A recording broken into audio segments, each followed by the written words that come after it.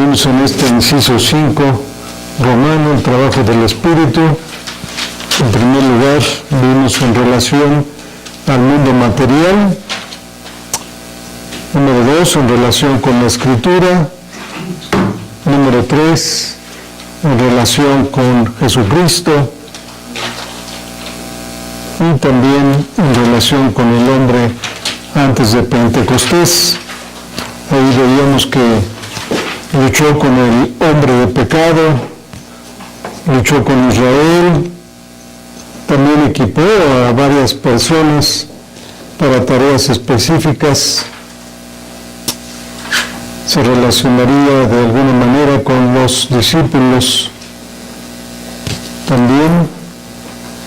Esto lo vimos la semana pasada. Y creo que nos quedamos aquí, que se relacionaría en manera diferente con los discípulos de Cristo. En Juan 14, 16 y 17.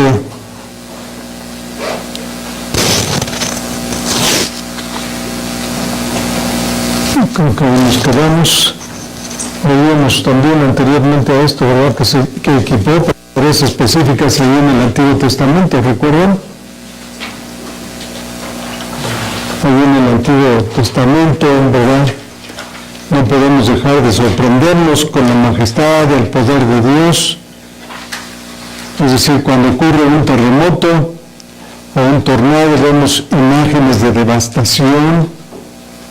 Nos sentimos impresionados por el poder de la naturaleza, ¿no?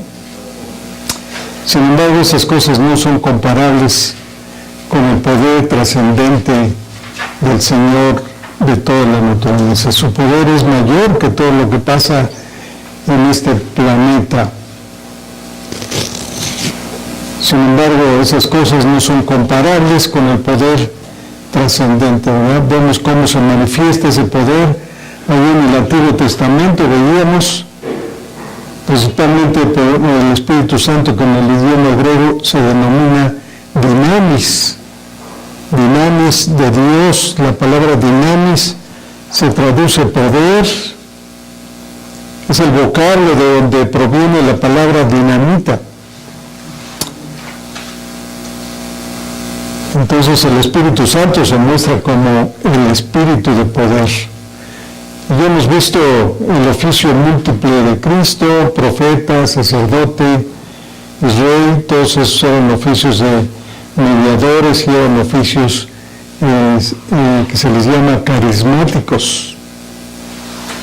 Eran los únicos oficios carismáticos. Los jueces que precedieron a los reyes de la historia israelita también eran líderes carismáticos. El término carismático proviene del griego charisma, precisamente, que tiene que ver con un regalo o don. Eso es lo que significa. Entonces el Espíritu de Dios vino sobre Sansón, por ejemplo, veíamos, ¿verdad? Que vino sobre Sansón y ese tuvo fuerzas para realizar grandes hazañas. Lo mismo pasó con Gedeón y los profetas. En el Antiguo Testamento el Espíritu vino sobre ellos, ¿verdad? Y les dio poder, los habilitó para el ministerio al cual el Señor les había llamado. También vimos que el Espíritu Santo ungió a los sacerdotes, a los reyes, para que pudieran realizar sus tareas. Pero la persona más dotada ahí en el Antiguo Testamento, ¿quién fue? Moisés. Moisés, quien recibió el poder para guiar al pueblo de Dios en su salida de Egipto. Pero Moisés presagió un mejor día cuando todo el pueblo de Dios sería ungido por el Espíritu. En un momento del Antiguo Testamento, después que Dios hubo librado, ¿verdad?, milagrosamente a los israelitas de la esclavitud de Egipto, el pueblo entonces comenzó a quejarse de que para comer no tenía nada más que maná, el pan del cielo, ¿verdad?, que Dios les había provisto allí en el desierto. Entonces comenzaron a llorar por los pepinos, los melones, los pueros, las cebollas, los ajos, según dice allí en Números 11, que habían disfrutado cuando eran esclavos, ¿verdad?, en Egipto. Empezaron a llorar por todo esto, a anhelar todo lo que tenían en Egipto.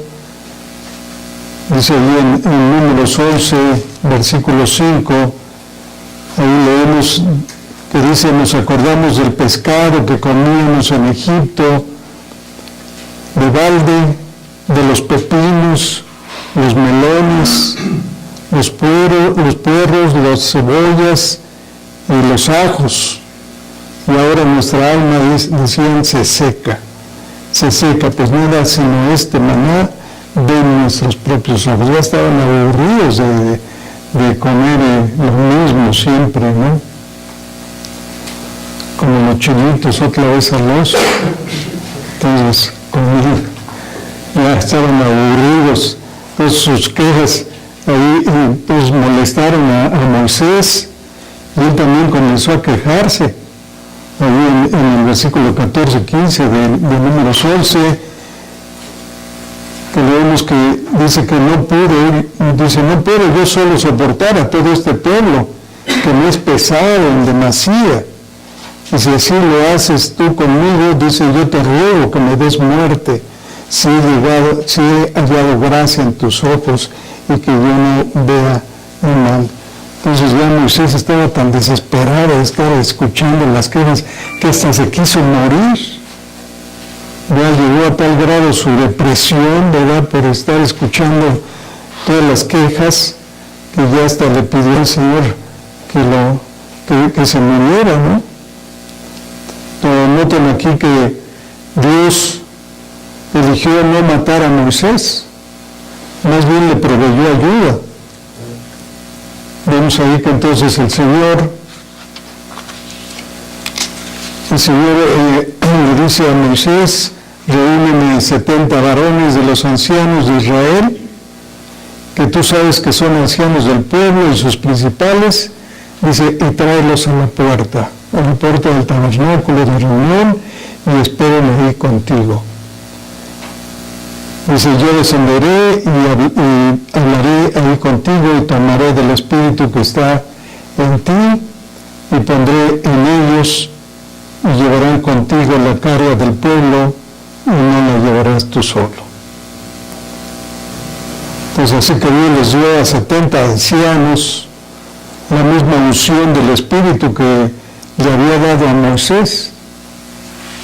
Pero en ese contexto Moisés dijo ahí en el versículo 29, dice, ojalá todo el pueblo de Jehová fuese profeta, y que Jehová pusiera su espíritu sobre ellos. Qué importante esto de palabras de Moisés pidiéndole a Dios que viniera el espíritu sobre ellos. Entonces, solo porque algunos en el Antiguo Testamento fueron ungidos con el Espíritu Santo y habilitados con poder, ¿verdad?, para realizar ciertas tareas, pues eso no significa que ellos hayan nacido del Espíritu Santo. Esto es muy importante entenderlo. Eso no significa que ellos hayan nacido del Espíritu Santo, no eran necesariamente creyentes. Vemos, por ejemplo, el Espíritu Santo que vino sobre el rey Saúl, y luego se fue de él. Vemos la unción de Balaam, vemos ahí la unción de Balaam en Números 22, 21 al 40, y de otros también que sin saberlo pues dieron profecía bajo la influencia e inspiración del Espíritu Santo. Sin embargo, esos individuos no eran necesariamente creyentes. En el Antiguo Testamento la unción del Espíritu Santo era un don especial dado principalmente a creyentes, pero no exclusivamente a creyentes. Y la unción del Espíritu Santo no era lo mismo que el don del nuevo nacimiento. En ese sentido observamos entonces algunos paralelismos entre el Antiguo Testamento y el Nuevo Testamento. En el Antiguo Testamento empoderamiento del Espíritu se daba solamente a individuos aislados.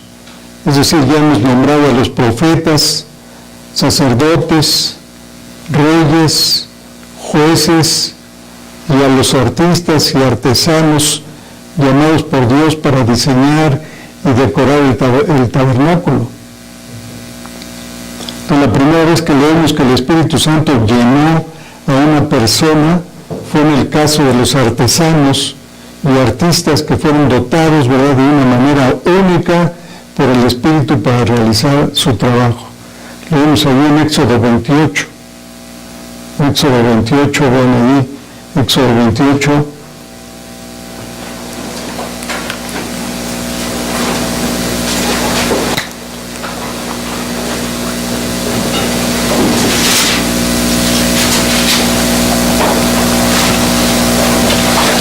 En el versículo 1 dice: hará llegar delante de ti a Aarón tu hermano y a sus hijos consigo de entre los hijos de Israel para que sean mis sacerdotes, Aarón y a Nadab, Abiú, Eleazar e Itamar, hijos de Aarón. Y versículo 2 dice: y harás vestiduras sagradas a Aarón tu hermano para honra y hermosura, y tú hablarás a todos los sabios de corazón. Es el versículo 3, y tú hablarás a todos los sabios de corazón, a quienes yo he llenado, dice, de espíritu de sabiduría, para que hagan las vestiduras de Aarón, para consagrarle, para que sea mi sacerdote. Entonces, bueno, aquí el punto crítico es que este don no lo tenían todos en el campamento, no lo tenían todos los creyentes.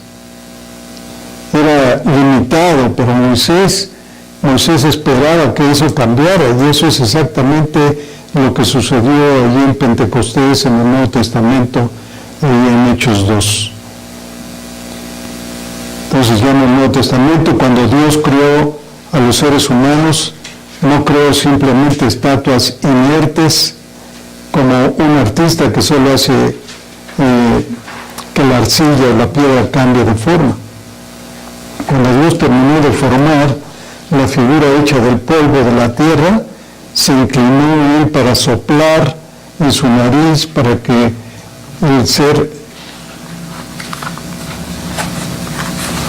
humano fuera, en este caso, un ruaj, que es un ruaj viviente, es decir, un espíritu viviente. Un espíritu viviente, ahí en Génesis 2.7, ¿no? Y en 1 Corintios, en Génesis 2.7 leemos: entonces Jehová Dios formó al hombre del polvo de la tierra, dice, y sopló en su nariz aliento de vida, y fue el hombre un ser viviente.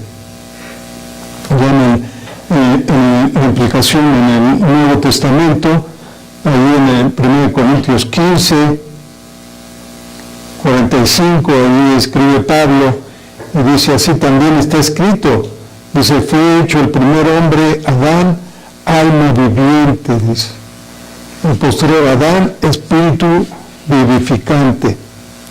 Entonces vemos aquí que Dios respiró su propia vida hacia adentro del ser humano. Ese es uno de los grandes misterios, ¿verdad?, de la vida misma. Por el testimonio de la Biblia, pues sabemos que la fuente de toda la vida es el Espíritu Santo. Pablo dijo que en Dios vivimos, nos movemos y somos, ahí en Hechos 17:28. Entonces, hasta un pagano no puede respirar sin el poder del Espíritu. Todos necesitamos el poder del Espíritu para poder respirar. Y aunque la Biblia habla especialmente de Cristo como concebido en el vientre de María por el poder del Espíritu Santo, en un sentido más general, nadie es concebido en el vientre de su madre, salvo por el Espíritu Santo. Entonces, tanto en hebreo como en griego encontramos un juego de palabras ahí con respecto al concepto espíritu. La palabra griega es pneuma, que se traduce espíritu, pero también se traduce como viento y aliento. Entonces hay una relación estrecha entre el Espíritu de Dios y el aliento de vida.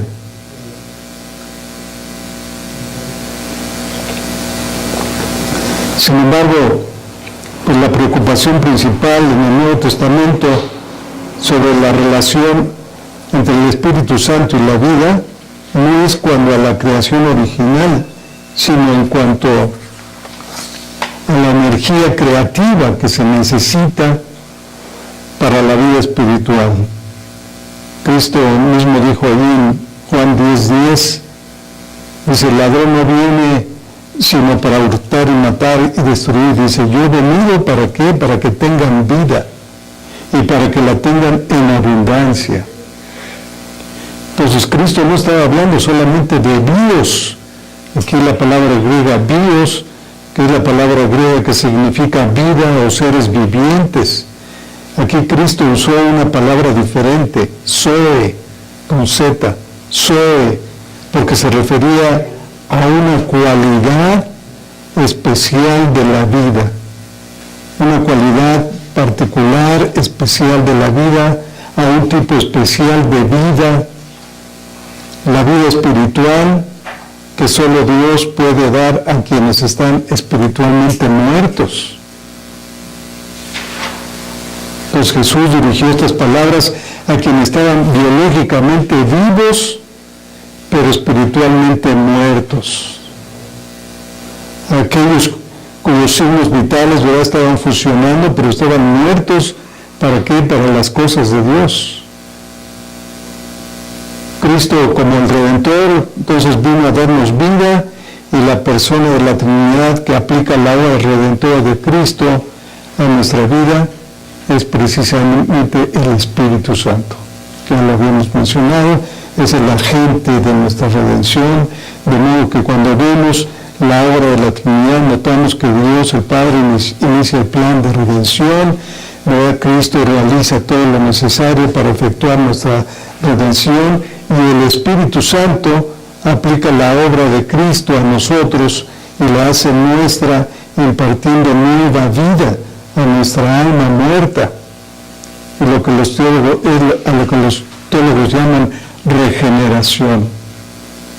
Regeneración. El Nuevo Testamento enfatiza precisamente que la regeneración es función del Espíritu Santo. La regeneración es función del Espíritu Santo. Ahora vamos a ver qué es regeneración. Así que es regeneración. El prefijo re significa otra vez.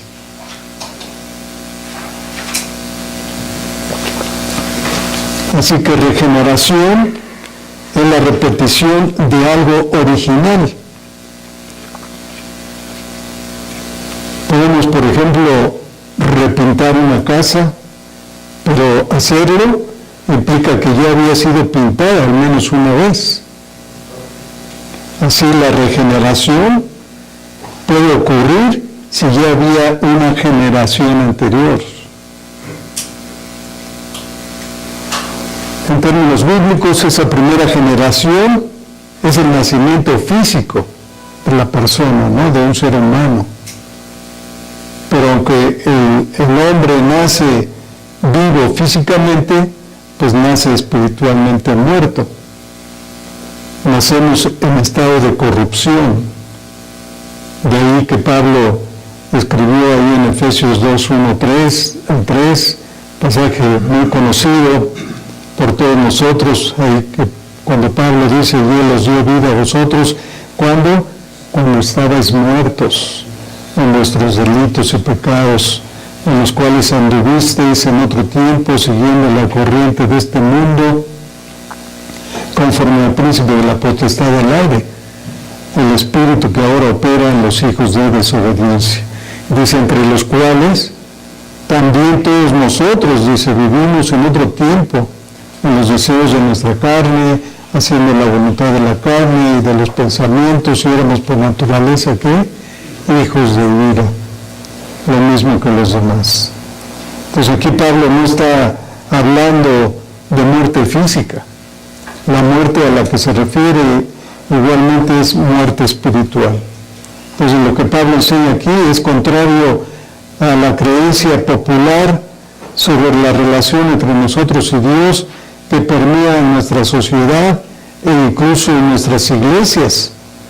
Esto es la idea de que todos somos hijos de Dios por naturaleza.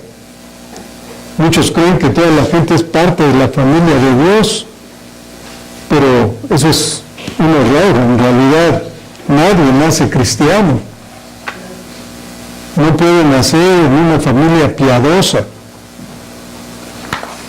O más bien, uno puede nacer en una familia piadosa, pero no nace cristiano. No nace cristiano. Todos nacemos como hijos de ira. Como hijos de ira. Por naturaleza estamos separados de Dios, en enemistad con Dios y muertos en nuestros delitos y pecados. Entonces, ya que estamos naturalmente muertos para las cosas de Dios, entonces la única manera de llegar a ser cristianos es que por medio de la obra del Espíritu Santo que nos vivifica espiritualmente.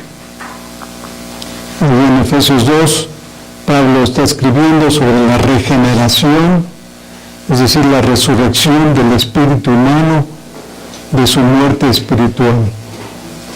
Entonces, cuando vemos, por ejemplo, cuando Nicodemo, ahí en Juan 3:2, un líder de los judíos vino a Jesús y le dijo: Rabí, sabemos que has venido de Dios como maestro, porque nadie puede hacer estas señales que tú haces si no está Dios con él.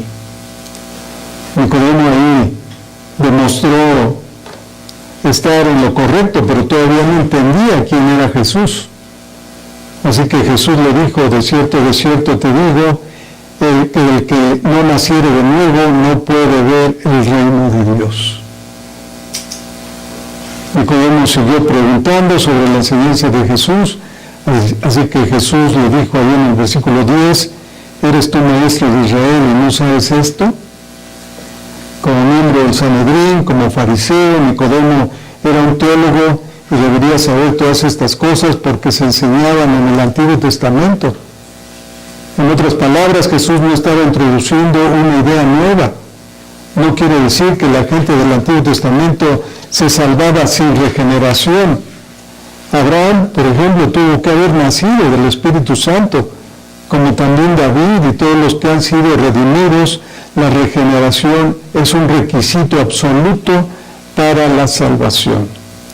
Por eso la frase que tanto usamos, cristiano nacido de nuevo, pues es redundante, ¿no? Es redundante, pues ¿qué otro tipo de cristiano puede haber si no es nacido de nuevo? Según Jesús, no existen los cristianos no nacidos de nuevo.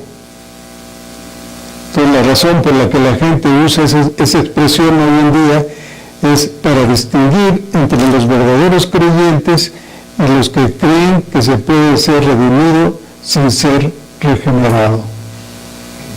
Entonces, la regeneración es un papel central del Espíritu de Dios, tanto en el Antiguo Testamento como en el Nuevo Testamento. El Espíritu es quien crea un nuevo Génesis, quien nos da un nacimiento espiritual. Maravillosa la función del Espíritu Santo en nosotros, ¿no? En el ser humano. Pero vean que no solamente el Espíritu Santo nos regenera, también es el principal sustentador de la vida cristiana. El Nuevo Testamento enfatiza el papel del Espíritu Santo en la santificación.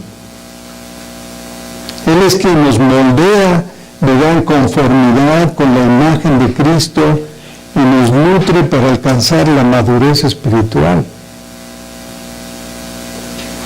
De modo que el Espíritu no solo nos vivifica, impartiéndonos vida espiritual para que seamos justificados, sino que también nos nutre a quienes ha levantado para vivir espiritualmente durante toda su vida, como lo hace guiando, fluyendo y trabajando en el carácter, en el corazón, para que produzca una verdadera transformación de nuestras actitudes, de nuestro carácter. Es decir, hace de pecadores, los convierte en santos. Noten entonces que es el Espíritu el que lleva el título de santo, como ya lo habíamos mencionado. En la Biblia es evidente que la santidad es un atributo que pertenece por igual a cada persona de la Trinidad, pero específicamente se atribuye al Espíritu debido al ministerio que realiza. Entonces la función que desempeña en el plan de redención es precisamente la santificación, llevar pecadores hacia la santidad. Entonces el Espíritu es aquel que Dios envía para hacernos santos, apartados para Dios, es lo que significa santos, apartados para Dios. Entonces en etapas, comenzando con nuestra regeneración y continuando toda la vida en el proceso de santificación hasta que culmina en nuestra glorificación. Entonces el Espíritu Santo inicia el cambio crucial en nuestro carácter, luego lo nutre durante nuestra vida y lo termina al final. Su ministerio es multifacético. Estaba ahí en la creación original y es el poder de la recreación. Estaba ahí cuando se nos dio la vida original y está impartiendo vida espiritual. Está en la santificación y estará también en la glorificación. Pero también vimos que además el Espíritu Santo empoderó, ¿no? Es decir, habilitó gente del Antiguo Testamento. Él es quien inspiró las Sagradas Escrituras, la escritura de la Biblia. No solamente inspiró el registro original de las Escrituras, sino que también ilumina la mente, nuestra mente. Dice 1 Corintios 2:11, nadie ha conocido las cosas profundas de Dios, sino el Espíritu de Dios. De modo que el Espíritu Santo nos ayuda a comprender las Escrituras como iluminando la oscuridad de nuestra mente. Entonces no cualquiera puede entender lo que lee en la Biblia, solamente los que poseen el Espíritu Santo, los que son habitados por el Espíritu Santo. Él es nuestro Maestro Supremo de la verdad de Dios. Él es quien nos convence de pecado y de justicia. Él es nuestro Paracleto, el ayudador que Cristo prometió dar a su iglesia. Y es así como, continuando ahí con sus notas, ahí que él también se relacionaría de manera diferente con los discípulos. Dijo allí en Juan 14:16, y yo rogaré al Padre y os dará otro consolador. ¿Para qué? Para que esté con vosotros. ¿Cuándo? Para siempre. Para siempre. El Espíritu de verdad, al cual sigue diciendo aquí Juan, el Espíritu de verdad, al cual el mundo no puede recibir porque no le ve, dice, ni le conoce, pero vosotros, dice, le conocéis porque mora con vosotros y estará con vosotros.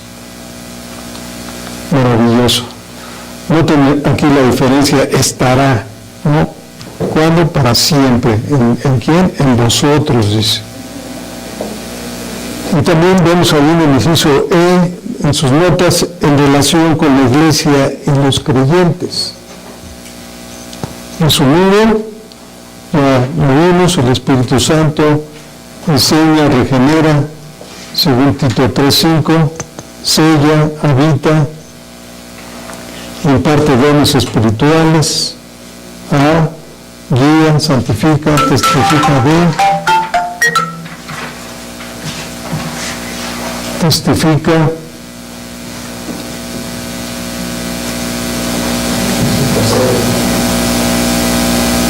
intercede por, produce fruto en, levanta y cambia el cuerpo, etc.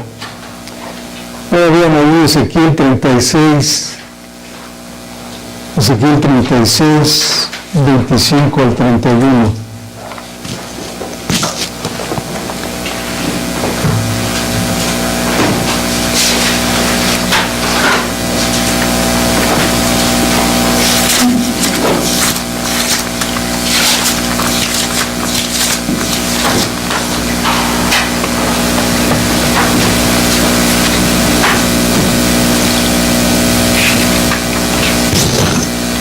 Ezequiel 35,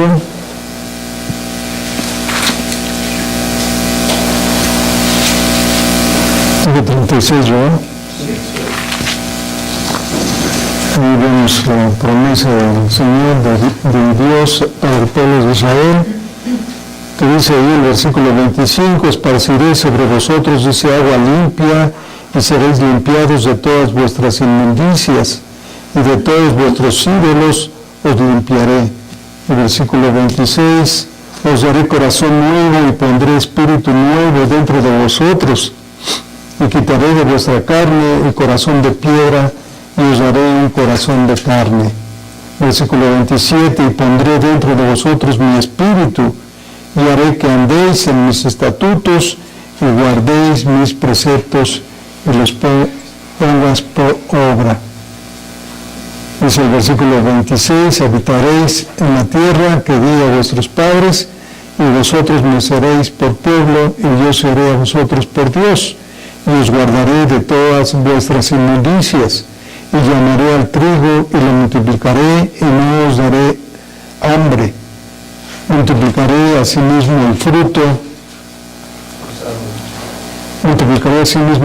de los árboles y el fruto de los campos, para que nunca más recibáis oprobio de hambre entre las naciones. Y versículo 31 dice, y os acordaréis de vuestros malos caminos y de vuestras obras que no fueron buenas, y os avergonzaréis de vosotros mismos por vuestras iniquidades y por vuestras abominaciones. Qué promesa tan preciosa. Este pasaje es uno de los más gloriosos sobre el tema de la restauración de Israel y su salvación. Ahí en el versículo 25 se describe ahí como una limpieza que quitará de en medio el pecado. Este lavamiento espiritual que es simbolizado por los ritos mosaicos de purificación, que vemos ahí en Números 19.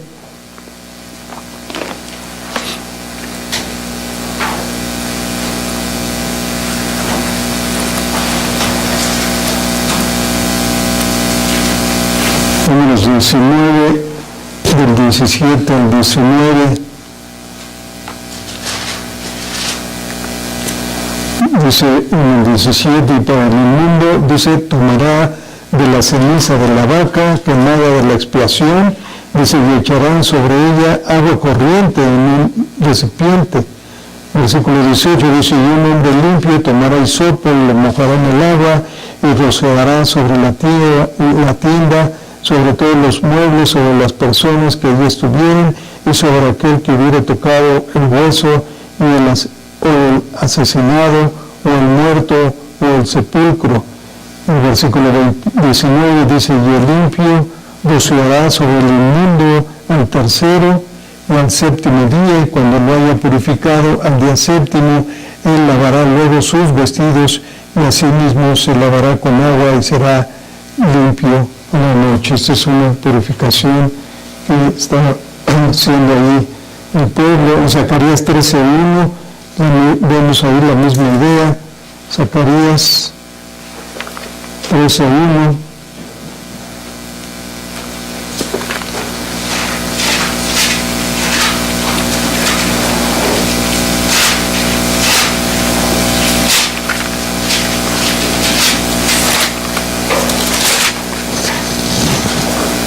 Dice, en aquel tiempo habrá un manantial, dice, abierto para la casa de David y para los habitantes de Jerusalén.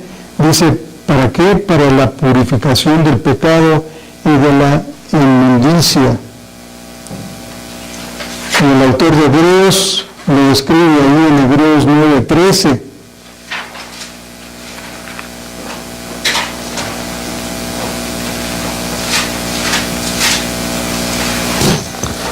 En Hebreos 9:13,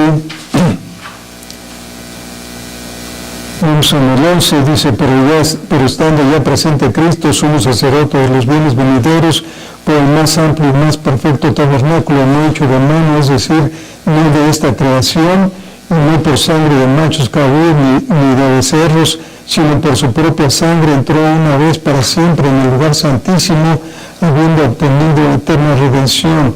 Y versículo 13 dice, porque si la sangre de los toros y de los machos cabríos y las cenizas, dice ahí, de la becerra, rociadas a los inmundos, santifican para la purificación de la carne, dice el versículo 14, cuanto más la sangre de Cristo, el cual mediante el Espíritu eterno se ofreció a sí mismo sin mancha a Dios, limpiará vuestras conciencias de obras muertas para que sirváis al Dios vivo.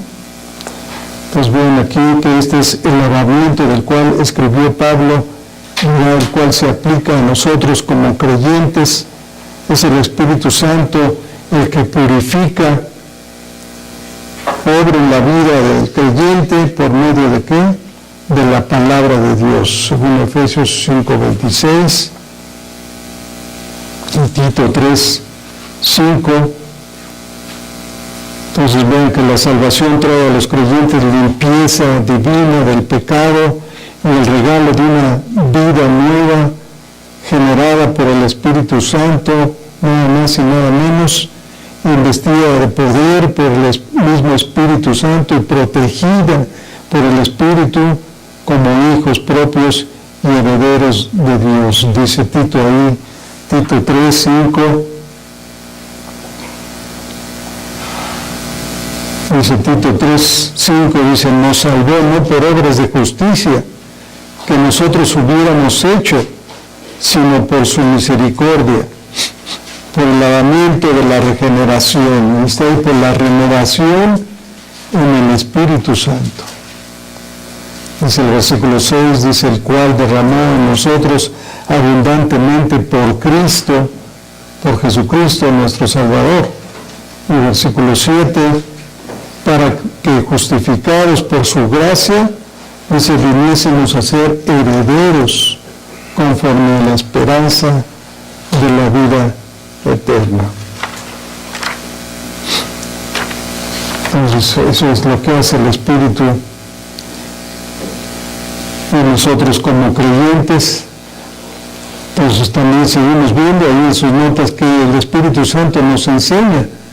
Él enseña también, Jesús le dijo a sus discípulos, dice que les enviaría otro consolador, cuando usa otro, ahí se refiere a otro como Jesús mismo. Jesús enseñaba, lo vemos ahí en Mateo 5:2, en Juan 8:2, y así mismo les enseñaría el otro. Según Juan 14:26 dice, mas el Consolador, el Espíritu Santo, a quien el Padre enviará en mi nombre, dice, Él os enseñará todas las cosas y os recordará todo lo que yo os he dicho. Es igual que Jesús, Él es el que nos enseña, como Jesús lo hacía con sus discípulos, estando en persona delante de ellos. Ahora es el Espíritu el que nos enseña, pero también testifica. Dice en Juan 15:26, dará testimonio acerca de mí. Esto es, el Espíritu entonces daría testimonio de que lo que había enseñado Jesús era verdad, era la verdad, y Él la enseñaría también. Pero no solamente testifica y enseña, sino también guía. También guía, como vemos ahí en sus notas, en Juan 16:13. Dice, los guiará a la verdad y les dirá lo que vendrá. Nótese que todo esto va relacionado con la Escritura. Como ya lo habíamos dicho antes, no es una experiencia fuera de la Escritura. El Espíritu Santo y la Escritura actúan y obran juntos en nuestra vida, ¿no? Dice ahí en Juan 16:13. Cuando venga el Espíritu de verdad, dice, los guiará a toda la verdad, porque no hablará por su propia cuenta, sino que hablará todo lo que oyere y os hará saber las cosas que habrán de venir. Así es de que también, pues, en muchos libros de teología, pues seguramente encontramos mucho más detalles de todo esto, ¿no? Es impresionante cómo actúa, cómo obra el Espíritu Santo en nuestra vida como creyentes y en general en toda la iglesia también, ¿no? Y tan malentendido. ¿Mm? Y tan malentendido. Y tan malentendido, exactamente. Entendido y abusado, ¿no? Distorsionado, todo, ¿no? Tremendo, ¿no? Pues sigamos viendo aquí en el inciso 2, tratando solo con los 3 aspectos importantes del trabajo del Espíritu. Son en los primeros dos de los cuales toman lugar en el momento de nuestra conversión, esto es, nos sella y nos bautiza. Nos sella y nos bautiza. Y un tercer aspecto ocurre después de la conversión. O sea, este sello y bautismo sucede en el momento de nuestra conversión. ¿No lo tienen ahí? Les veo.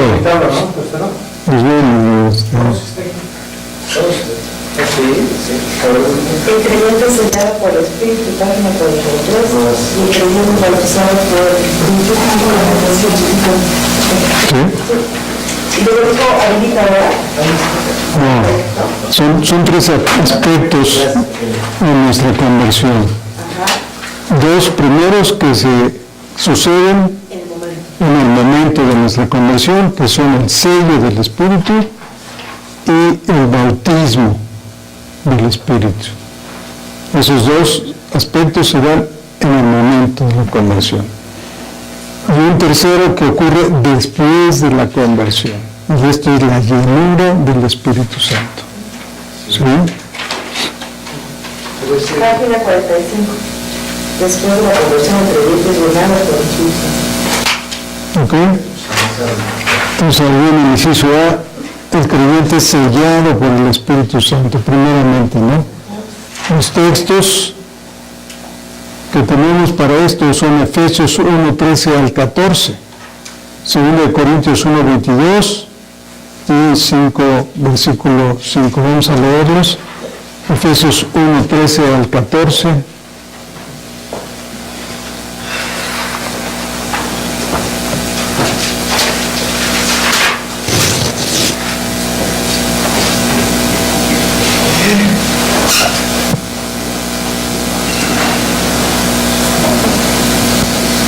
Dice el versículo 13. En él, también vosotros, habiendo oído la palabra de verdad, el evangelio de nuestra salvación, y habiendo creído en él, fuisteis sellados con el Espíritu Santo de la promesa, que es las arras de nuestra herencia hasta la redención de la posesión adquirida para la alabanza de su pueblo.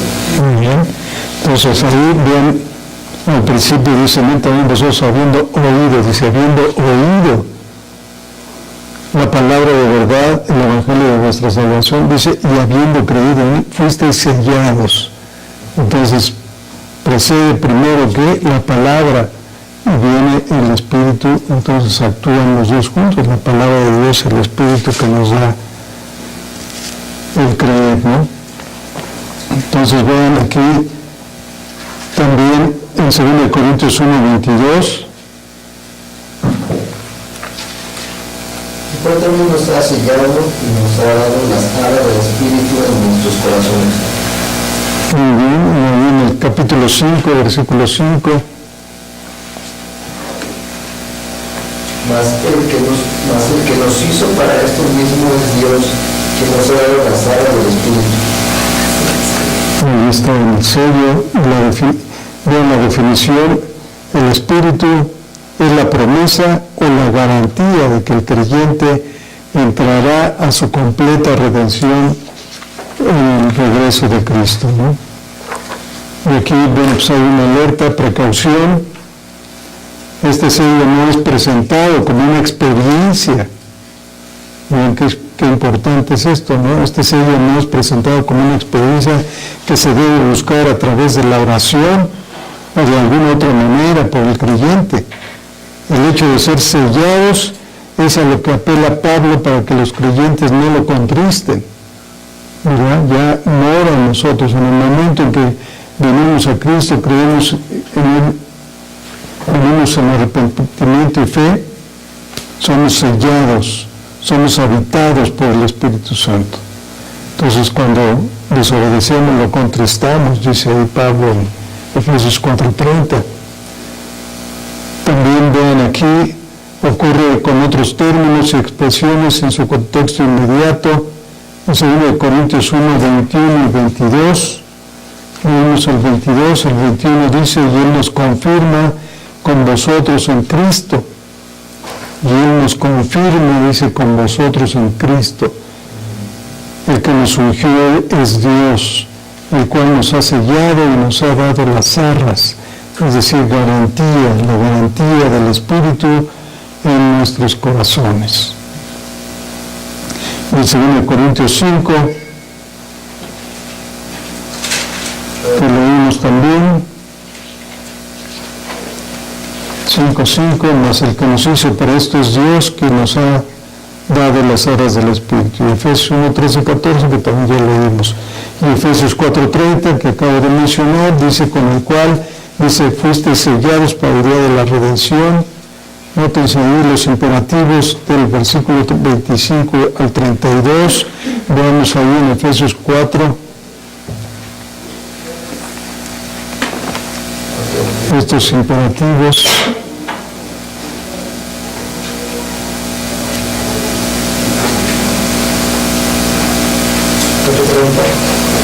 Efesios 4, 25 al 32. Vamos a leer ahí. Esta es la vida práctica del creyente. Del 25 dice, por lo cual, desechando la mentira, bueno, ya habló de todas estas cosas que dice en el 17, esto pues digo y requiere en el Señor, que ya no andéis como los otros gentiles, que andan en la vanidad de su mente, teniendo el entendimiento entenebrecido, ajenos de la vida de Dios, por la ignorancia que en ellos hay, por la dureza de su corazón, los cuales después que perdieron toda sensibilidad, se entregaron en la lascivia para cometer con avidez toda clase de impureza. Entonces eso ya en el creyente queda atrás. Dice, mas vosotros, dice, no habéis aprendido así a Cristo, si en verdad lo habéis oído y habéis sido por Él enseñados conforme a la verdad que está en Jesús. Dice el versículo 22, en cuanto a la pasada manera de vivir, dice, despojados del viejo hombre, que está viciado conforme a los deseos engañosos, y renovados en el espíritu de vuestra mente, y vestidos del nuevo hombre creado según Dios en la justicia y santidad de la verdad. Dice, por lo cual, es decir, por todo esto que acabo de decir, dice, desechando la mentira, hablad verdad, cada uno con su prójimo, porque somos miembros los unos de los otros. Dice, airaos, ahí viene una lista, ¿verdad?, de lo que algunos lo llaman el quitapón, de lo que tenemos que quitarnos y ponernos. ¿Verdad? Tenemos que, dice, airaos, pero no pequéis, no se ponga el sol sobre vuestro enojo, dice, ni deis lugar al diablo, el que hurtaba no hurte más, sino que trabaje, haciendo con sus manos lo que es bueno, para que tenga que compartir con el que padece necesidad. Dice, ninguna palabra corrompida salga de vuestra boca, sino que la que sea buena para la necesaria edificación, a fin de dar gracia a los oyentes. Dice, y no contristéis, dice ahí está, no contristéis al Espíritu Santo, con el cual fuisteis sellados, dice, para el día de la redención. Y bien, los imperativos aquí es, evitemos ayudarnos para no pecar, ¿verdad? No le demos lugar al diablo, no hurtemos y no trabajemos, y evitemos palabras que ofenden a los demás, etcétera, porque con eso contristamos al Espíritu. Entonces, por eso, versículo 31, dice Pablo ahí, quítense de vosotros toda amargura, enojo, ira, gritería, maledicencia, toda malicia. Dice, antes sed benignos unos con otros, misericordiosos y perdonándoos unos a otros, como Dios también os perdonó a vosotros en Cristo. Ahí está la vida práctica del creyente con esos imperativos. Entonces, como fuimos sellados para el día de la redención, fuimos sellados por el Espíritu Santo, cuando vivimos no conforme a lo que Pablo aquí está exhortando, pues contristamos al Espíritu Santo. Es decir, ¿qué significa contristar? Lo entristecemos, le quitamos, como quien dice, le atamos de manos, ¿verdad? Ya no puede obrar en nuestra vida. Entonces andamos todos de capa caída, ¿verdad? Porque no tenemos el poder del Espíritu Santo que nos capacita, ¿verdad? Para hacer las cosas que debemos. Entonces, conclusión, la preservación del creyente es cierta y la salvación segura.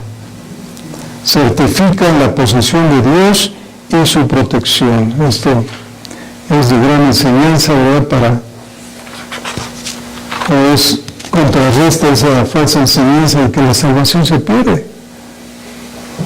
Como si somos sellados y luego somos que desellados, ¿no? ¿O qué sucedería, no? Borrados. Se borran, sí. La teología de Luis Finney. Luis Finney argumentaba que el Espíritu, que sí podemos ser desellados, ya que sí podemos perder al Espíritu Santo, lo cual yo no veo ninguna base bíblica. Sí, incongruente, ¿no? Así es. Pues algo Finney, ¿no? O que Charles Finney. Luis Finney. Entonces Charles Finney es... Charles, yo creo. Charles Finney es el de la banca ansiosa, ¿no? Así es. Entonces, si esto fuese verdad, el sacrificio de Cristo no fue suficiente. Así es, exactamente. Entonces vemos como el segundo aspecto, el primero ya vimos, somos sellados en el momento de nuestra redención, y el segundo aspecto, somos bautizados por y con el Espíritu Santo en el momento de nuestra conversión. Dice ahí el versículo, el inciso B de sus notas, si es que tiene inciso, ¿no? Si no pone el inciso B. Números. Número, como quieran, porque lleva la secuencia, ¿no? Pero dice que el creyente es bautizado por y con el Espíritu en el momento de ¿qué? De la conversión. En el momento de la conversión, los datos bíblicos que tenemos, el texto más citado y referido es 1 Corintios 12:13. Vean lo que dice ahí, 1 Corintios 12:13.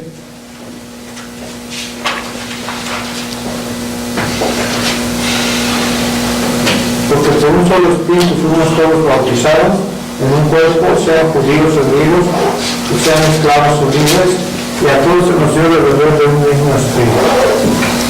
Así es. Entonces ven que la iglesia, es decir, el cuerpo espiritual de Cristo, es formada a medida que los creyentes somos bautizados, es decir, somos inmersos por Cristo en el Espíritu Santo. Cristo sumerge a cada creyente con el Espíritu en unidad con todos los demás creyentes. ¿Sí? Entonces, cuando somos bautizados, pasamos a formar parte del cuerpo de Cristo a través del bautismo del Espíritu Santo. Entonces, no pueden existir creyentes que no hayan sido bautizados en el Espíritu. Y tampoco puede haber más de un bautismo en el Espíritu. De lo contrario, se destruye el principio de unidad en el cuerpo de Cristo. Esto es muy importante, ¿no? Esto no es, además, no es una experiencia que debemos de buscar, sino una realidad que debemos reconocer simplemente. Entonces, bautismo no es por experiencia que podamos buscar, ¿no? Sino que debemos de reconocer que en el momento en que de nuestra conversión somos bautizados, somos sumergidos, inmersos por Cristo en el Espíritu Santo. Pues vemos aquí otros textos usando espíritu y bautizo. Mateo 3:11.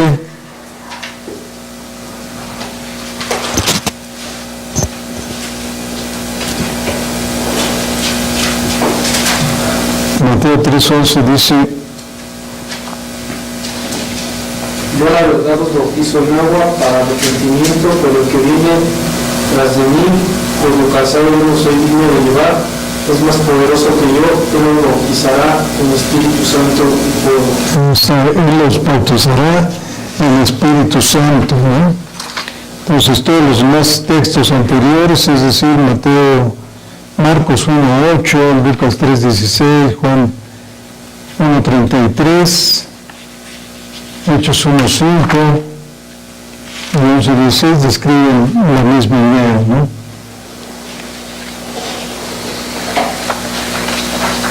Aquí no, vamos a leerlos. Marcos 1:8.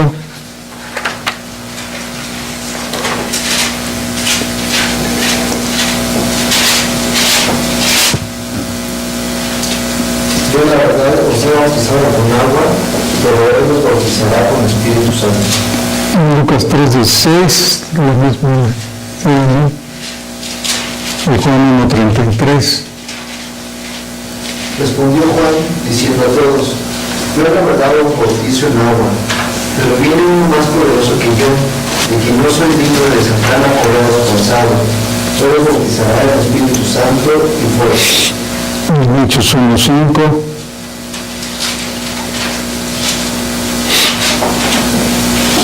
Porque Juan ciertamente bautizó con agua, mas vosotros seréis bautizados con el Espíritu Santo dentro de muchos días. Refiriéndose precisamente a ese bautismo del Espíritu por medio de Jesús en el 11:16 de Hechos. Entonces me acordé de lo dicho por el Señor cuando dijo: Juan ciertamente bautizó en agua, mas vosotros seréis bautizados con el Espíritu Santo. Pues bueno, aquí también en sus notas algunas observaciones iniciales que, en primer lugar, Cristo es quien bautiza y el Espíritu es el medio por el cual lo hace, ¿no? Por medio de Él, el creyente, es decir, de Cristo, el creyente es incluido, más bien por medio del bautismo, el creyente es incluido en el cuerpo de Cristo, esto es la iglesia. Entonces el bautismo, ven un minuto ahí porque eso viene una pregunta en el examen, por medio del Espíritu, entonces el creyente por medio del bautismo del Espíritu Santo, el creyente es incluido en el cuerpo de Cristo, esto es la iglesia.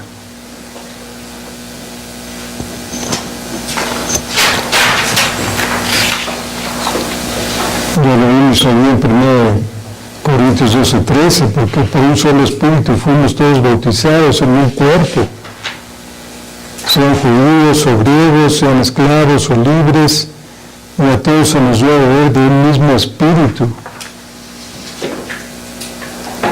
Entonces ven que Pablo se incluyó con todos los creyentes corintios y muchos otros, allí en 1 Corintios 1:2, dice Pablo, llamado a ser apóstol de Jesucristo por la voluntad de Dios, y el hermano Sóstenes, dice, a la iglesia de Dios que está en Corinto, a los santificados, dice, en Cristo Jesús, dice, llamados a ser santos con todos los que en cualquier lugar invocan el nombre de nuestro Señor Jesucristo, Señor de ellos y nuestro.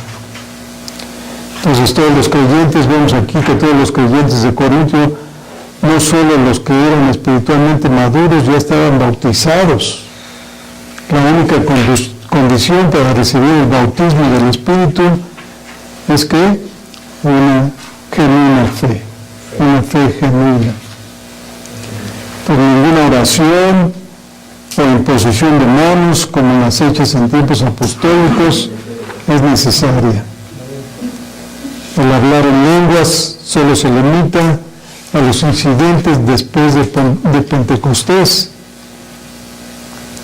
Entonces veamos algunos comentarios de incidentes especiales que dice ahí en sus notas que el aislamiento y la separación étnica de los samaritanos fue sobrepasada por la unidad en el cuerpo de Cristo. Esto da un énfasis especial a esta unidad. Entonces los discípulos de Juan, siendo cristianos antes de Pentecostés, fueron también dirigidos dentro de la nueva era de la iglesia por un apóstol. Noten aquí, esto es muy importante, la de los gentiles dentro del cuerpo era parte del programa de Dios dentro del nuevo cuerpo, y no fue así para la nación de Israel. Subrayen eso, y no fue así para la nación de Israel. Estos hechos hacen un cambio claro de dispensación en la cual pues, los apóstoles y creyentes de este tiempo vivían. Vemos otra terminología y algunas otras referencias, identificado con Cristo y bautizado, ¿no? En Romanos 6, 1 al 4,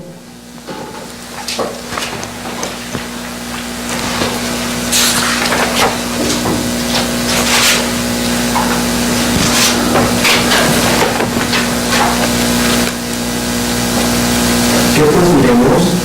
¿Perseveraremos en el pecado para que la gracia abunde? De ninguna manera, porque los que hemos muerto al pecado, ¿cómo viviremos aún en él? ¿O no sabéis que todos los que hemos sido bautizados en Cristo Jesús, hemos sido bautizados en su muerte? Porque somos sepultados juntamente con él para muerte por el bautismo, a fin de que como Cristo resucitó de los muertos por la gloria del Padre, así también nosotros andemos en vida nueva. así también nosotros andemos en vida nueva. Entonces todos los cristianos, al depositar su fe para salvación en Cristo, pues han sido sumergidos, como ya lo habíamos mencionado, en la persona de Cristo en un sentido espiritual, es decir, unidos e identificados con Él, con Cristo. En Gálatas 3:27 dice ahí, porque todos los que habéis sido bautizados en Cristo, dice, de Cristo estáis revestidos. En Colosenses 2, 11 y 12,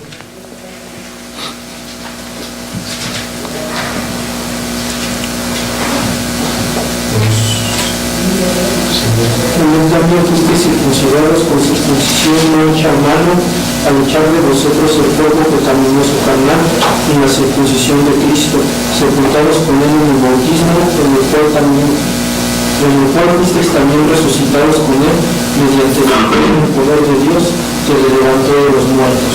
así es, sepultados con Él en el bautismo, en el cual fuisteis también resucitados con Él, ¿no?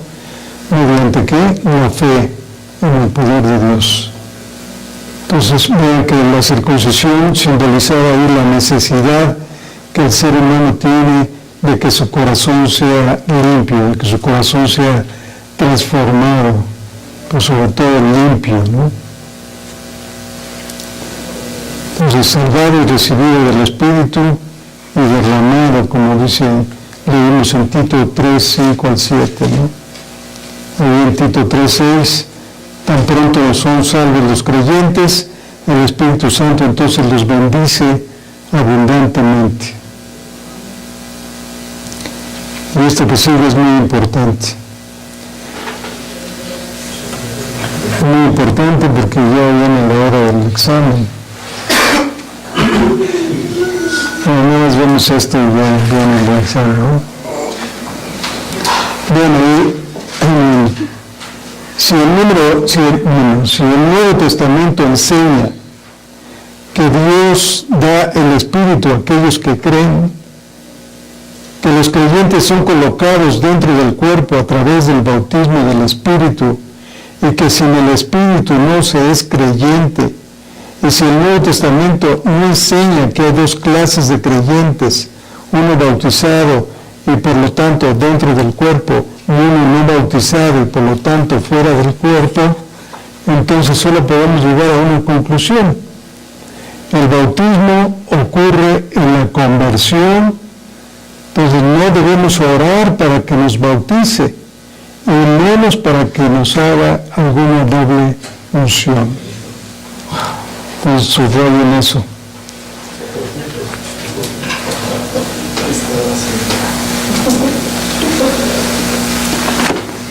Muy bien, pues entonces vamos a...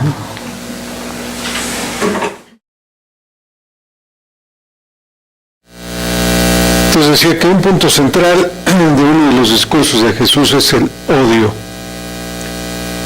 Estamos muy acostumbrados a pensar en la centralidad del amor en las enseñanzas de Jesús, pero en su discurso del aposento alto Jesús ahí habló del odio que el mundo siente contra él. Por ese odio Jesús tenía que poner a sus discípulos en alerta, ¿no?, de lo que ellos debían esperar de parte del mundo. Allí en Juan 15, ahí están en el aposento alto, en Juan 15, 18, ahí dice que si el mundo dice os aborrece, sabed que a mí me ha aborrecido antes que a vosotros. Y en el versículo 19 dice, si fuerais del mundo, el mundo amaría lo suyo, pero porque no sois del mundo, antes yo os elegí del mundo, por eso el mundo os aborrece. Después Jesús siguió hablando de la persecución, pero un poco antes, en ese discurso, Jesús había dado a sus discípulos la promesa de ayuda divina en medio de la persecución y de todas las tribulaciones de la vida cristiana, es decir, el Consolador o Paracleto, a quien Él enviaría para que estuviera con su pueblo en medio de un mundo hostil. Entonces Cristo ahí presentó al Paracleto de esta forma, ahí en Juan 14, 16. Dice, yo rogaré al Padre y os daré otro Consolador, es decir, Paracleto, para que esté con vosotros para siempre. Aquí noten que el Espíritu Santo se presenta como otro Paracleto. Obviamente para que haya otro Paracleto es porque hubo al menos uno previo. Así que la palabra griega Paracletos o Paracleto pertenece en primera instancia no al Espíritu Santo, sino a Jesús mismo. En el Nuevo Testamento Jesús se revela como Paracleto y el Espíritu Santo es el segundo Paracleto, otro Paracleto, dice Jesús, otro Paracleto junto a Jesús. Hay una gran importancia en esto, no solo en relación con Jesús, sino también en cuanto a la persona y obra del Espíritu Santo. Allí en su discurso, Jesús, ahí en el aposento alto, seguimos ahí en el capítulo 15, en el versículo 24, dijo Jesús, si yo no hubiese hecho entre ellos obras que ningún otro ha hecho, no tendrían pecado, pero ahora han visto y han aborrecido a mí y a mi Padre. Pero esto es para que se cumpla la palabra que está escrita en su ley. Sin causa me aborrecieron. Y versículo 26 dice, pero cuando venga el Consolador, a quien yo os enviaré del Padre, el Espíritu de verdad, el cual procede del Padre, Él dará testimonio acerca de mí. Dice, y vosotros daréis testimonio también, porque habéis estado conmigo desde el principio. Y sigue diciendo ahí en el capítulo 16, versículo 1, dice, estas cosas os he hablado para que no tengáis tropiezo, os expulsarán de las sinagogas y aún viene la hora cuando cualquiera que os mate pensará que rinde servicio a Dios. Y harán esto porque no conocen al Padre ni a mí. Mas os he dicho estas cosas para que cuando llegue la hora, dice, os acordéis de que ya os lo había dicho. Entonces, estamos viendo, antes de continuar, decía en un principio cuando empecé a ver esto, antes de continuar con sus notas, estamos viendo otro punto, otro ángulo del Espíritu Santo en su obra, nosotros como creyentes. Entonces vean el contexto de Juan 15, de las palabras de Jesús sobre el envío del Consolador, es decir, el Espíritu Santo, es el tema del odio y la persecución anunciada a los discípulos. Históricamente el ministerio del Espíritu Santo se ha asociado con el consuelo y le damos el título de Consolador. Este es un aspecto en el que se nos escapa algo muy importante sobre el ministerio del Espíritu. Nietzsche, un filósofo del siglo XIX, criticaba mucho el impacto del cristianismo sobre la civilización occidental. Él declaró que Dios estaba muerto y que había muerto de lástima. Nietzsche aborrecía lo que él consideraba la ética de debilidad propagada por la Iglesia en Europa occidental. Con su énfasis en la humildad, la paciencia y la bondad. Él dijo que la humanidad auténtica se encuentra solo en el superhombre, que expresa la voluntad de poder. Una persona auténtica, según Nietzsche, es aquella que en última instancia es un conquistador. Él propugnaba una ética de fuerza y machismo. Adolfo Hitler usaba los libros de Nietzsche como regalos de Navidad a sus secuaces antes de su llegada al poder en Alemania. Así como Nietzsche malentendió la ética cristiana, nuestra cultura ha malentendido gravemente las referencias de Jesús al Espíritu Santo como consolador, es decir, otro paracleto. Cuando pensamos en alguien que trae consuelo, tenemos en mente alguien que nos ministra en medio del dolor, alguien que seca las lágrimas de nuestros ojos y nos da consuelo cuando estamos caídos. Pero eso no es lo que Jesús tenía en mente. Por supuesto que el Nuevo Testamento sí enseña que Dios trae consolador a su pueblo. De hecho, el nacimiento de Cristo fue anunciado como la llegada de la consolación de Israel en Lucas 2:25. Así que no es que el Espíritu Santo no nos ministre en nuestro dolor y en nuestra aflicción. Por cierto, Él es quien da la paz que sobrepasa todo entendimiento, de la que habla ahí Pablo en Filipenses 4:7. Pero esa no es la idea que Jesús estaba comunicando aquí a sus discípulos. La palabra paracletos viene de la cultura griega. El prefijo para significa al lado de, y lo encontramos en palabras como para eclesiástico, para legal o para médico. Tal vez podemos recordar que ya habíamos mencionado como alguien o algo que está en la posición para, está junto a otra cosa. Entonces la raíz de la palabra paracletos viene del verbo kaleo, que significa llamar. De modo que paracletos significa literalmente alguien que es llamado a venir al lado de otro.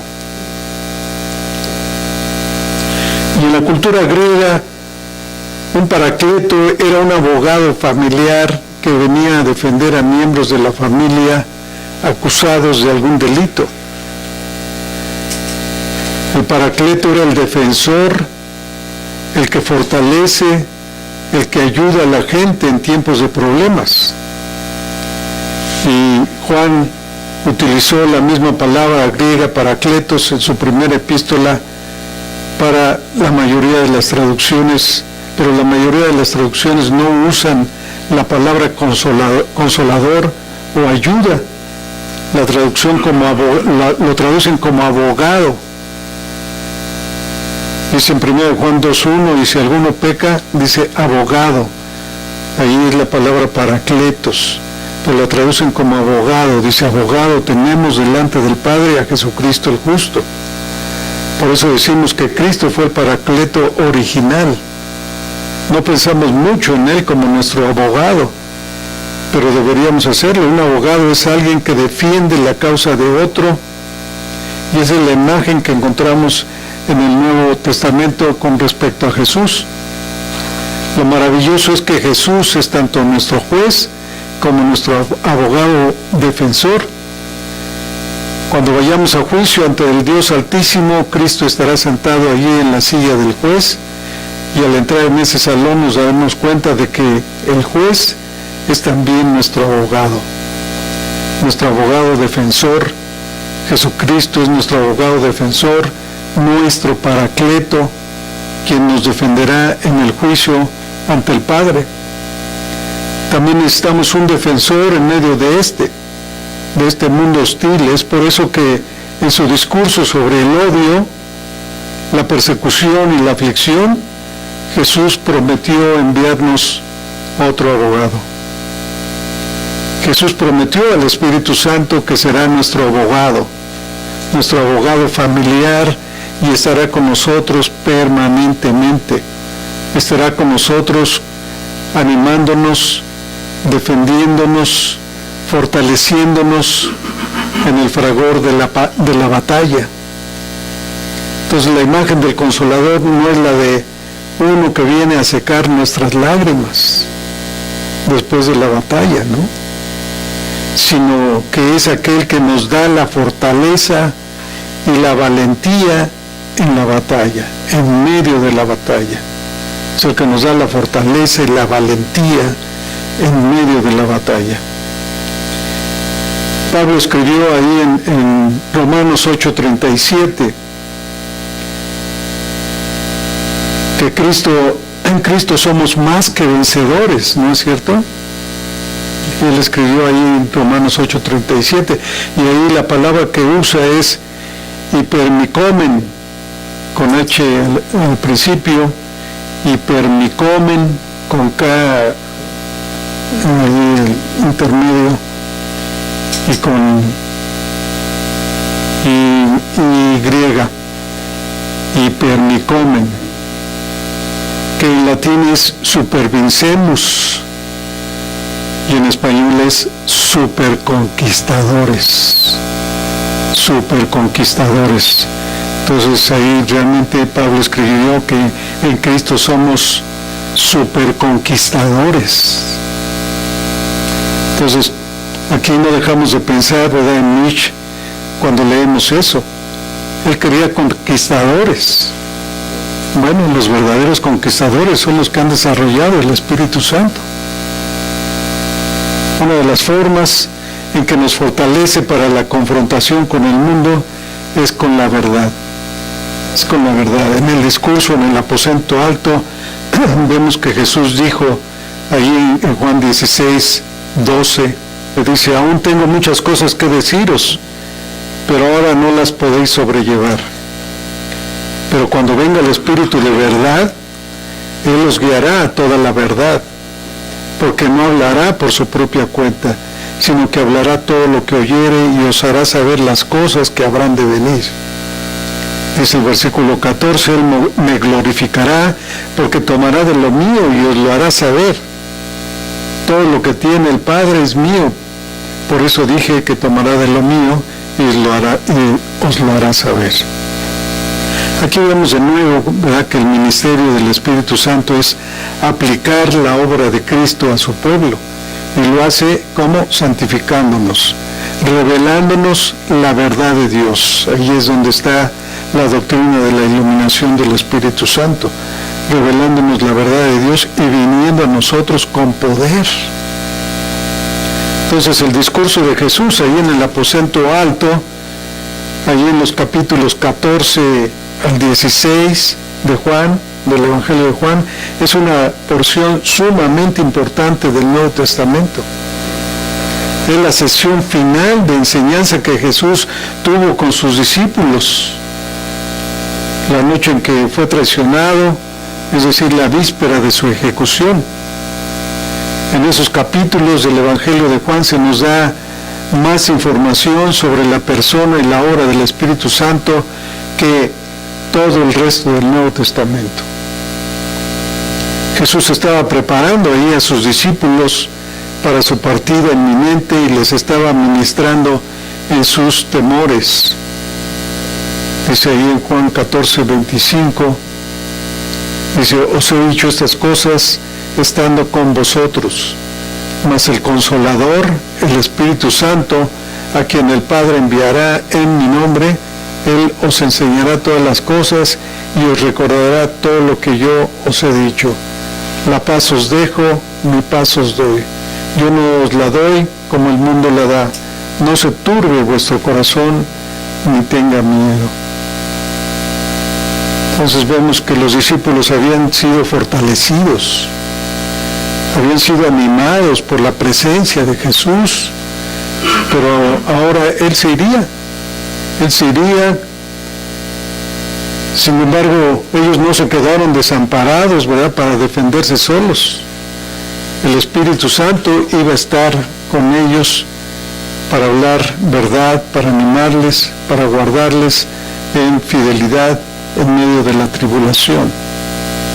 Cristo cumplió su promesa el día de Pentecostés, cuando envió al Espíritu Santo a su pueblo, es decir, la iglesia. Así que cuando llegó la persecución, la iglesia de Cristo floreció, su pueblo estaba consciente de la fuerza que Cristo les había dado para poder ir en contra de un mundo hostil. Entonces, ese es el Paracleto, ese es el verdadero Paracleto. Y entonces, continuando ahí con sus notas, vemos que el creyente es habitado por el Espíritu Santo, ese Paracleto. Tenemos textos como Romanos 8, 9 y 11 al 11, 1 Corintios 3, 16 al 17 y 6, 19.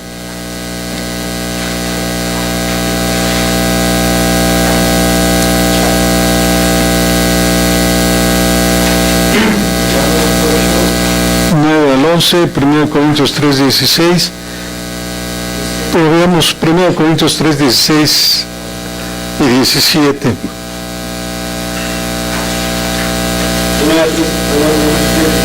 ¿No sabéis que sois templo de Dios y que el Espíritu de Dios mora en vosotros? Si alguno destruyere el templo de Dios, Dios le destruirá a él, porque el templo de Dios, el cual sois vosotros, santo es. Ahí en el capítulo 6, 19.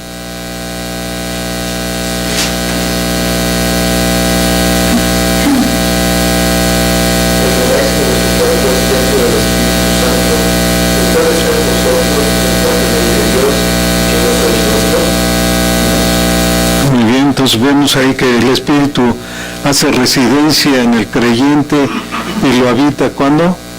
Para siempre, ¿no?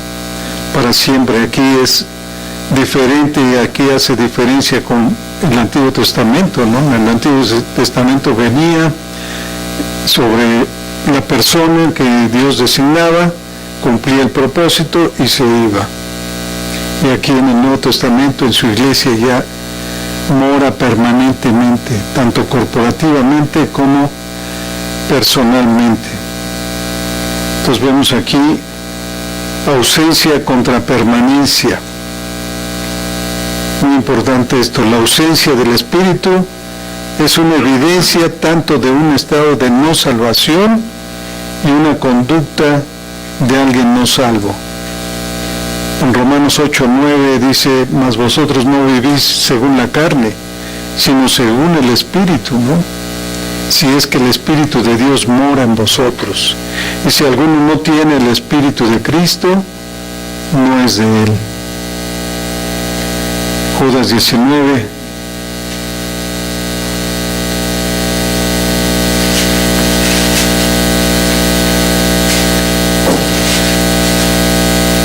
Estos son los que causan divisiones, los sexuales que no tienen al Espíritu. Ahí está, que no tienen al Espíritu, dice, hablando de los falsos, ¿no? Entonces vemos que aquí tenemos una nota que el Espíritu Santo establece su morada en cada persona que confía en Jesucristo. Ahí en 1 Corintios 6, 19 al 20. Si no lo hemos visto, ¿verdad? 1 Corintios 6, 19 y 20.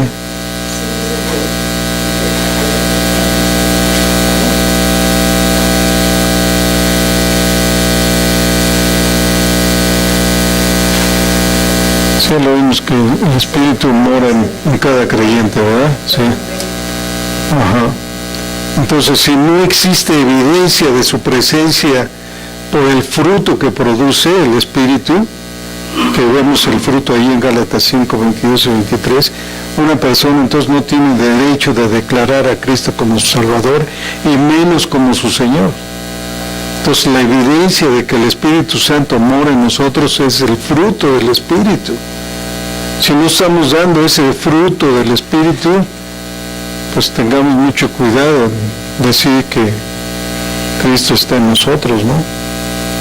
Entonces la realidad de ser habitado era la base por la cual Pablo apelaba a los creyentes para que se condujeran correctamente. Ahí en 1 Corintios 6, 18, ahí les exhorta y les dice: oíd de la fornicación, cualquier otro pecado que el hombre cometa está fuera del cuerpo, mas el que fornica contra su propio cuerpo peca. Dice: o ignoráis que vuestro cuerpo es templo del Espíritu Santo, el cual está en vosotros, el cual tenéis de Dios y que no sois vuestros. Entonces ven que la realidad de ser habitado por el Espíritu es permanente, aun cuando nosotros como creyentes pecamos. Esto lo vemos aquí en 1 Corintios 1, ahí Pablo llamado a ser apóstol de Jesucristo por la voluntad de Dios, y el hermano Sóstenes dice el versículo 2, a la iglesia de Dios que está en Corinto, a los santificados en Cristo Jesús, llamados a ser santos con todos los que en cualquier lugar invocan el nombre de nuestro Señor Jesucristo, Señor de ellos y nuestro. Es a la iglesia, dice, a la iglesia de Dios que está en Corinto. Sabemos que era una iglesia donde había mucho pecado, ¿no? ¿Ya? Entonces vemos, es condicional entonces el habitar el Espíritu Santo con ser creyente o cristiano. Pues sí, ¿verdad? En Hechos 5:32, ahí vemos que significa obedecer. Dice en Hechos 5:32, dice: y nosotros somos testigos suyos de estas cosas, y también el Espíritu Santo, dice, el cual ha dado Dios a los que le obedecen. Entonces esto se conecta con el Romanos 8:9 que leímos, ¿no? Que dice si el Espíritu de Dios mora en vosotros, y si alguno no tiene el Espíritu de Cristo, pues no es de Él, simplemente. Entonces cada creyente recibe el Espíritu Santo tan pronto es salvado por su obediencia al Evangelio. Entonces vemos aquí en Juan 14:23, esta promesa ahí en el aposento alto, cuando Jesús respondió y les dijo a sus discípulos: el que me ama, dice, mi palabra guardará, y mi Padre le amará, y vendremos a él, y dice que haremos morada en él. Pues sí, es condicional la obediencia, ¿no? Vemos otras indicaciones ahí en Juan 7:37 al 39. Juan Juan 7:37.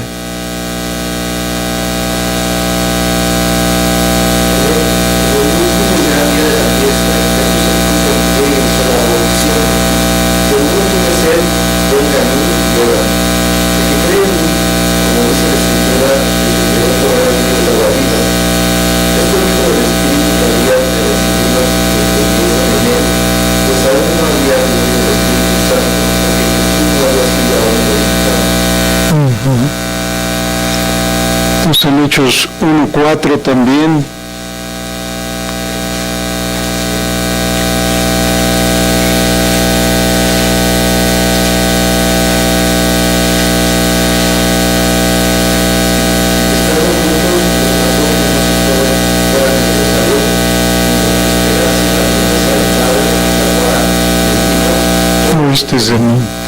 Es la promesa, ¿cuál? La de Juan 14:23, ¿no? Del Espíritu Santo. Dice por ahí, porque Juan dice ahí en Hechos 2:33, porque Juan ciertamente bautizó con agua, mas vosotros seréis bautizados con el Espíritu Santo dentro de no muchos días. Entonces vemos que Pedro recibió la promesa, él recibió el Espíritu Santo. Ahí en Hechos 2:33. Así que exaltados por la diestra de Dios, habiendo recibido del Padre la promesa del Espíritu Santo, cada hermano de estos Entonces vemos que Pedro recibió ahí la promesa. En Juan 14:16, ahí volvemos a leer esto que dice: yo rogaré al Padre y os dará otro consolador para que esté con vosotros para siempre, es decir, el Espíritu de verdad. Entonces vean que esto es un distintivo de la era de la Iglesia, el Espíritu Santo habitando en el creyente. El Espíritu Santo habitando en el creyente es un distintivo de la era de la Iglesia. El Espíritu Santo habita al creyente solo en la era de la Iglesia, y fue solo después de la muerte y la ascensión de Jesús que fue posible, lo que hace una diferencia total entre el Antiguo Testamento y el Nuevo Testamento, ¿no? Cuando dice el tema del creyente habitado por el Espíritu, en el inciso 2 dice definición, 2 puntos como para llenarlo. Ok. No sé si... A ver.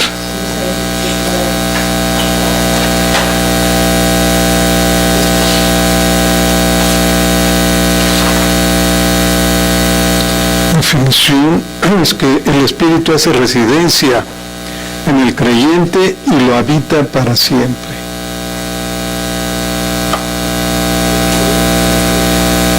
El Espíritu hace residencia en el creyente y lo habita para siempre.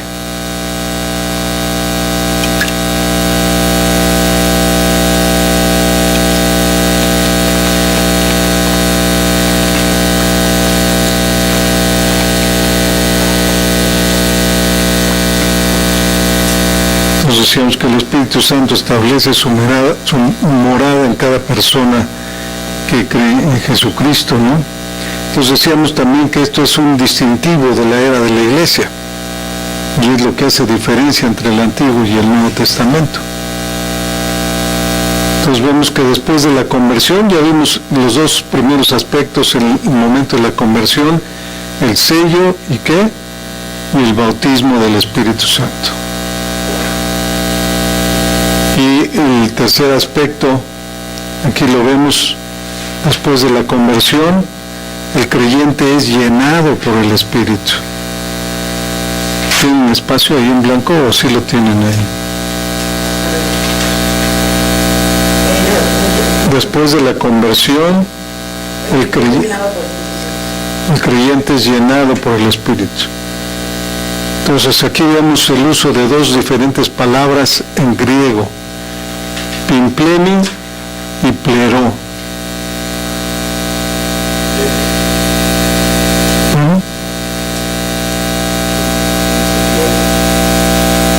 Es plero con doble O. Es pimpleni y pleró.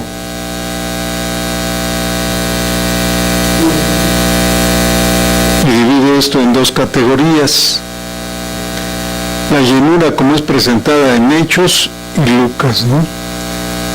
En Hechos y Lucas hay una llenura especial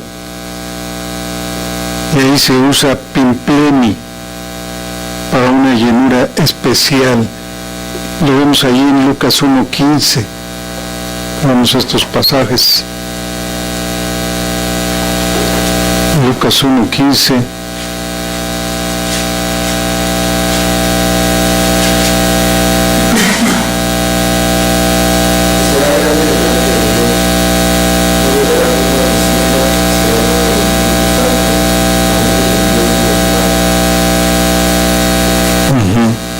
Entonces, ¿de quién está hablando ahí? Entonces es una llenura especial que estaba recibiendo ahí Juan en el 41, versículo 41.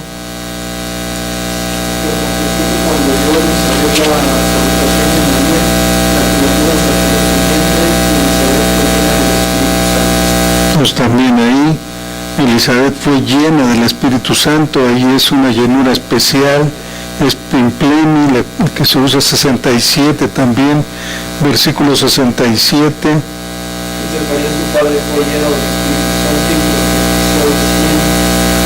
Ya dice todo lo demás, ¿no? A ver, vean Hechos 2:4, ahí con Pedro, ¿no? Santo y comenzaron a hablar en otras lenguas según el Espíritu les daba que hablasen. Entonces ahí también vemos una llenura especial, lo mismo que en el 4:8.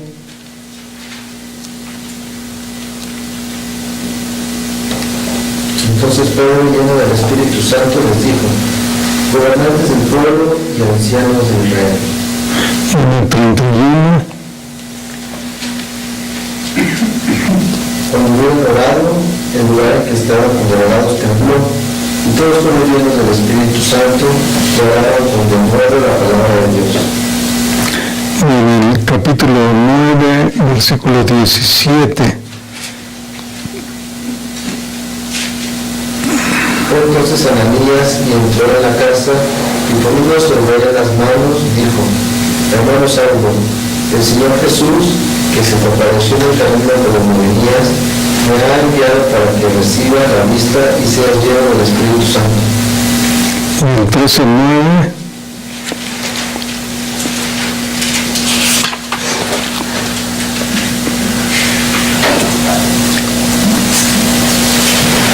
Entonces Saulo, que también es Pablo, lleno del Espíritu Santo, fijando en él los ojos. Pues aquí en estos pasajes se usa la palabra pimpleni, que es una llenura especial, y ahí tienen en sus notas pimpleni, lo que significa es capacitación especial para propósitos específicos, duración de la cual es indefinida. Esos propósitos pertenecen a momentos específicos de la historia. Las llenuras especiales son repentinas, soberanas, inesperadas, sorprendentes, con propósito específico de capacitación para algún incidente, indefinidos en cuanto a duración. Solo duran lo suficiente para el propósito o cuanto el incidente lo demande, y dando como resultado una proclamación verbal. Y tenemos en el Antiguo Testamento tenemos un ejemplo de esto, Sansón, ¿no? En Jueces. Hay el otro aspecto de llenura del Espíritu, se usa la palabra pleres o pleró, con doble O. Esto lo vemos ahí en Lucas 4:1.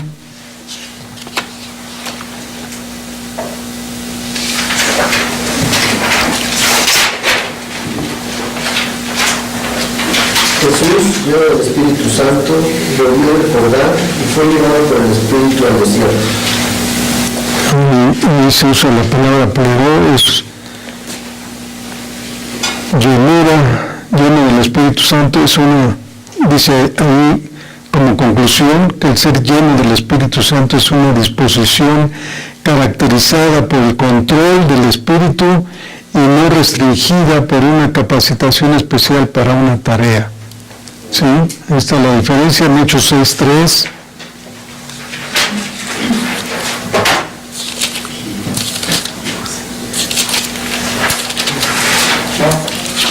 ¿Podría repetir la conclusión, por favor? El ser lleno del Espíritu Santo, eso no lo tiene, ¿no? No, es que son dos puntitos. El ser lleno del Espíritu Santo es una disposición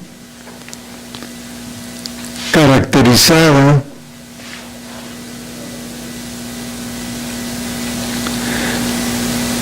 por el control del Espíritu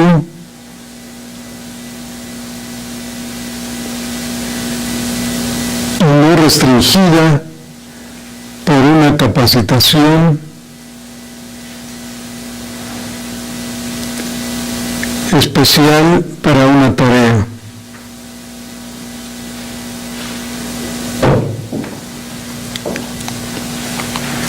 Entonces ya lo vimos con Jesús, vemos también en Hechos 6:3. Buscad pues, hermanos, de entre vosotros a 7 varones de buen testimonio, llenos del Espíritu Santo y de sabiduría, a quienes encarguemos de eso. Llenos del Espíritu Santo, y eso es plero, es una capacitación permanente. Ahí ya, hermanos en los cuales habitaba ya el Espíritu Santo. Ahí en el versículo 5, ahí mismo, dice, agradó la propuesta a toda multitud y eligieron a Esteban, varón lleno de fe y del Espíritu. En capítulo 7, versículo 55.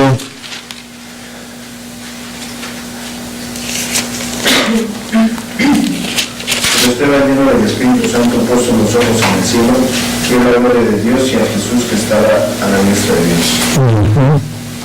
En el 11:24,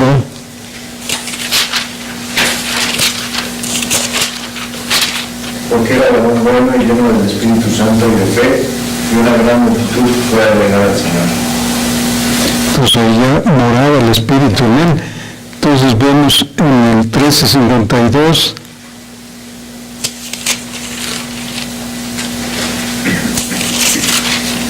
Los discípulos estaban llenos de gozo y del Espíritu Santo. 6:8 ya lo vimos, es con Juan 16:6. Antes, porque os he dicho estas cosas, tristeza ha llenado vuestro corazón. En Juan 16:6. Bien, ahí tenemos ya el uso de plero, cuya en la conclusión tenemos que el ser lleno del Espíritu Santo, es decir, en esta segunda forma, es una disposición caracterizada por el control del Espíritu y no restringida por una capacitación especial para una tarea. Entonces, aquí tenemos una aplicación, ¿cuál es? Que tal llenura debe ser el deseo de todo cristiano.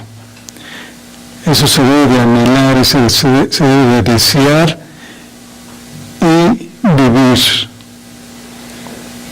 Una llenura presentada por Pablo vemos como una prioridad continua para los creyentes. Lo vemos ahí en Efesios 5:18, donde dice Pablo, no os embriaguéis con vino, en lo cual hay disolución. Dice, antes bien, sed que llenos del Espíritu, controlados por el Espíritu Santo. Eso es lo que significa llenos, estar controlados, estar bajo el control del Espíritu Santo. Hablando entre vosotros con salmos, himnos, ahí está el resultado de ser llenos. Hablando entre vosotros con salmos, con himnos y cánticos espirituales, cantando y alabando al Señor en vuestros corazones. Dice, dando siempre gracias por todo al Dios y Padre en el nombre de nuestro Señor Jesucristo. Entonces, este segundo aspecto de la llenura es la que debemos de buscar siempre, es la que debemos de desear, es la que debemos de anhelar y es la que debemos de conquistar para nuestra vida. ¿Cómo? A través de la obediencia, y eso lo vamos a ver más adelante. Y bueno, vamos a dejarlo hasta ahí por el día de hoy. Mañana continuamos con esto, explicando la llenura del Espíritu Santo.